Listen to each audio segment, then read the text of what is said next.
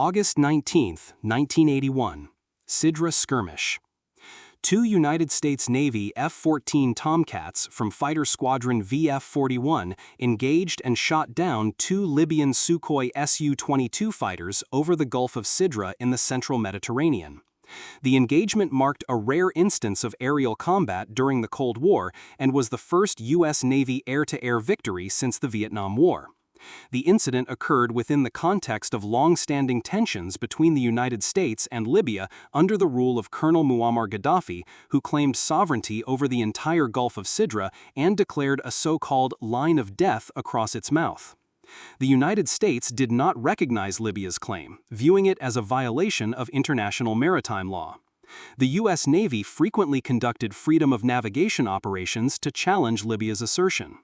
In August 1981, the U.S. Sixth Fleet launched a large naval exercise in the vicinity of the Gulf. As part of this operation, the aircraft carrier USS Nimitz deployed F-14s for a combat air patrol to monitor airspace activity. At approximately 7 a.m. local time on August 19th, two F-14A Tomcats from VF-41, Black Aces, operating from USS Nimitz, were intercepted south of the line of death by two Libyan Su-22M fighter attack aircraft from the Libyan Arab Air Force. The Libyan pilots fired an AA-2 Atoll air-to-air missile at the American fighters. The missile missed, and the American pilots returned fire under the rules of engagement, which allowed defensive action if fired upon. The engagement lasted less than a minute. Commander Henry Hank Kleeman and Lieutenant Lawrence Music Muchinskinis each fired an AIM-9 Sidewinder missile. Both missiles hit their targets. The first Sukhoi 22 was destroyed immediately. The second was also brought down moments later. Both Libyan pilots ejected. There were no American casualties. The incident was widely publicized and represented a direct U.S. military response to hostile action. It sent a clear message that the U.S. would challenge excessive maritime claims with force if necessary.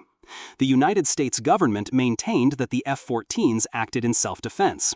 Libya claimed that its aircraft had been attacked without provocation, but radar and communications evidence supported the American account. This skirmish highlighted the ongoing Cold War power struggle between the United States and Soviet-aligned states in the Middle East and North Africa. Libya at the time maintained close ties with the Soviet Union, and its military was supplied with Soviet aircraft and weapon systems. The Su-22M was an export version of the Soviet Su-17, a variable sweep-wing fighter bomber. The 1981 Gulf of Sidra incident was the first of several confrontations between the United States and Libya during the 1980s. It was followed by the 1986 Gulf of Sidra incident, in which more U.S. Navy aircraft shot down Libyan fighters. The 1981 event marked a turning point in U.S. policy, reinforcing a willingness to use direct military action to uphold international maritime rights. The F-14 Tomcats' role in the engagement demonstrated the effectiveness of U.S. naval aviation training, rules of engagement discipline, and technological superiority. The F-14's use of the AIM-9 Sidewinder missile, combined with superior maneuverability and radar capability, allowed them to defend themselves effectively against a surprise missile attack. The shootdown had strategic importance beyond the immediate tactical outcome. It reinforced U.S. naval presence in the Mediterranean and sent a geopolitical signal to both allies and adversaries. The action strengthened NATO confidence in U.S. military commitment and capability in a region experiencing growing Soviet influence. The incident was also a catalyst for subsequent reassessments of air-to-air engagement protocols, electronic countermeasures, and pilot training. It provided a rare real-world case study of a jet-age dogfight involving U.S. forces, and lessons learned were integrated into Navy doctrine and tactical development. The 1981 Gulf of Sidra shootdown stands as a historically significant moment in U.S. naval aviation history. It combined elements of international law, Cold War geopolitics, and tactical air combat. The precision and restraint shown by the U.S. pilots under fire reinforced established rules of engagement while demonstrating operational readiness.